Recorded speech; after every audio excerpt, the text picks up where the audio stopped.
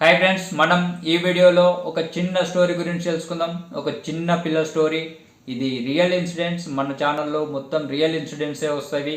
కొన్ని స్టోరీస్గా, కొన్ని ఆల్స్టీస్గా చెప్పేస్తా.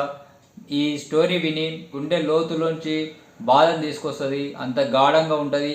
దీని గురించి తెలుసుకున్న ఒక న్యాయమూర్తి తన విచారణని కొద్దిసేపు ఆపేసిండు.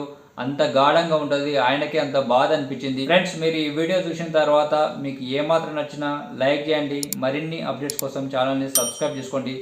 మీరు డైలీ న్యూస్ చూసే టైం లేకపోతే మన ఛానల్లో డైలీ జరిగే ఇన్సిడెంట్స్కి సంబంధించిన వీడియోస్ మాత్రమే వస్తాయి. ఒక అవగాహనకు సంబంధించిన వీడియోస్ మాత్రమే వస్తాయి. అండ్ మనం చెప్పుకునే స్టోరీ ఒక చిన్న పిల్లకి సంబంధించి అని చెప్పినాం కదా. ఆ చిన్నపిల్ల వయసు 6 సంవత్సరాలు. ఆ పాప స్కూల్కి పోతుంటే ఒకరోజు వాళ్ళ స్కూల్లో పేరెంట్స్ డే మీటింగ్ జరిగింది. ఆ పేరెంట్స్ డే మీటింగ్కు ప్రతి ఒక్కరు, తన తోటి స్నేహితులు ప్రతి ఒక్కరు కూడా తల్లిదండ్రితో వచ్చారు. కానీ ఈ పాప మాత్రం ఓన్లీ తల్లితోటి వచ్చింది. తండ్రి రాలేదు. తండ్రి లేడు. ఎందుకు లేడు అంటే ఆ తల్లి ఆ తండ్రి ఇద్దరు కూడా వేరే వేరే దగ్గర జాబులు చేసుకుంటున్నారు. తండ్రి స్టీల్ ప్లాంట్లో జాబ్ చేసుకుంటున్నాడు. తల్లి రైల్వేలో జాబ్ చేసుకుంటుంది. ఇద్దరి జాబ్స్ వేరే వేరే దగ్గర ఉన్నాయి. ఇద్దరి మధ్యన మనస్పర్ధలు వచ్చినాయి. ఎందుకంటే ఒక భార్య భర్త ఒక దగ్గర ఉంటే, ఈ కాలంలో ఈ జనరేషన్లో ఒక దగ్గర ఉంటేనే మిస్అండర్స్టాండింగ్స్ వస్తున్నాయి, అనుమానాలు పెరుగుతున్నాయి. వాళ్ళ మధ్యన విభేదాలు వచ్చి పెళ్ళైన కొద్ది రోజులకే విడాకులు తీసుకుంటారు. అటువంటిది ఒక తల్లి వేరే దగ్గర జాబ్ చేస్తుంది, తండ్రి వేరే దగ్గర జాబ్ చేస్తుంది. ఇద్దరు వేరే వేరే దగ్గర జాబ్ చేసుకుంటా వేరే వేరే టైమింగ్స్లో కలవడం వల్ల వాళ్ళ మధ్యన డిస్టెన్స్ పెరిగి మనస్పర్ధల వల్ల విడాకుల వరకు దారి తీసింది. కానీ వాళ్ళకు ఒక పాప ఉంది. ఆ పాప మనసు ఆ స్కూల్ డే, పేరెంట్స్ డే రోజు నుంచి, ఎందుకంటే తన తోటి స్నేహితులందరూ తల్లిదండ్రులతో వచ్చారు. ఆ పాప మాత్రం ఓన్లీ తల్లితోటే వచ్చింది. తండ్రి అంటే కూడా ఎవరో తెలియదు ఆ పాపకు. ఆ రోజు నుంచి ఆ పాపకు చాలా బాధేసి ఆ తండ్రి ఎవరు, నా తండ్రి ఎవరు, నా తండ్రిని నేను తెలుసుకోవాలి, నా తండ్రిని చూపి అంటని చెప్పి వాళ్ళ మమ్మీని ఆ రోజు నుంచి నిలదీయడం స్టార్ట్ చేసింది. రోజు మారం చేస్తుంది ఆ తల్లితోటి. చాలా మారం చేసి మొండికేస్తుంది. నాకు డాడీ కావాలి, నాకు డాడీ చూపి అంటని చెప్పి అట్లా డైలీ మారం చేస్తుంటే ఒకరోజు వచ్చింది.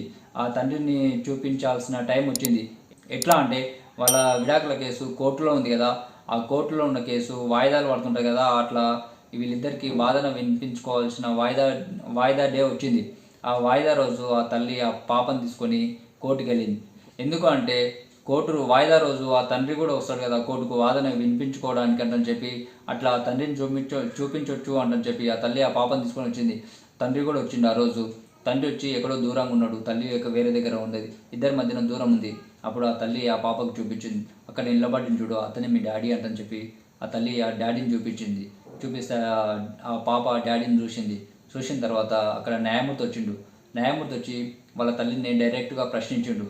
చిన్నపిల్లలని కోర్టుకు తీసుకురావద్దంటని చెప్పి, నీకు తెలియదా అంటని చెప్పి న్యాయమూర్తి ఆ తల్లిని డైరెక్ట్గా ప్రశ్నించేసరికి ఆ తల్లి తరపున న్యాయవాది ఆ న్యాయమూర్తితో చెప్పిండు, ఇట్లా పాప ఇట్లా మారం చేస్తుంది, చూపించడానికంటని చెప్పి తీసుకొచ్చిందంటని చెప్పి ఆ న్యాయమూర్తికి చెప్పేసరికి న్యాయమూర్తి ఆ పాపను దగ్గరికి పిలుచుకున్నాడు. ఎందుకు వచ్చినావు అమ్మ కోర్టుకి అంటని చెప్పి ఆ చిన్నపిల్లని, 6 సంవత్సరాల చిన్నపిల్లని న్యాయమూర్తి అడిగేసరికి మా డాడీ ఎవరో నాకు తెలియదు, మా డాడీ గురించి తెలుసుకోవాలని ఉంది, మా డాడీని చూడాలనిపించింది, అందుకే వచ్చినట్టని చెప్పి ఆ చిన్నపిల్ల చెప్పింది. 6 సంవత్సరాల చిన్నపిల్ల వాళ్ళ డాడీ గురించి చెప్పేసరికి న్యాయమూర్తి చాలా బాధపడి ఆ కోర్టుని కొద్దిసేపు ఆపేసిండు. తన విచారణను మొత్తం కొద్దిసేపు ఆపేసి తండ్రిని పిలిచి నువ్వు ఆ పాపను తీసుకొని వెళ్ళి ఒక 2 గంటలు ఆడుకొని రా అంటని చెప్పి పంపించేసిండు.